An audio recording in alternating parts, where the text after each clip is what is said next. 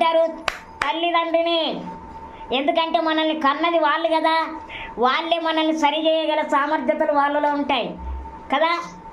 మనల్ని ఎంత కొట్టినా మనం మారం, స్కూల్లో పిల్లల్ని ఎంత కొట్టినా మారరు వాళ్ళు. సో ఎవరినంటే వాళ్ళు మారుతారు, సార్లకు తెలుసు.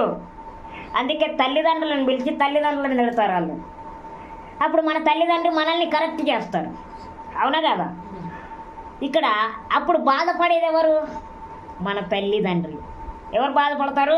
మనం చేసే తప్పులకి తల్లిదండ్రులు బాధపడతారు కదా. అలాగే మనం చేసే తప్పులకి ఇక్కడ ప్రజలు నిందించేది ఎవరిని? మనల్ని కాదు.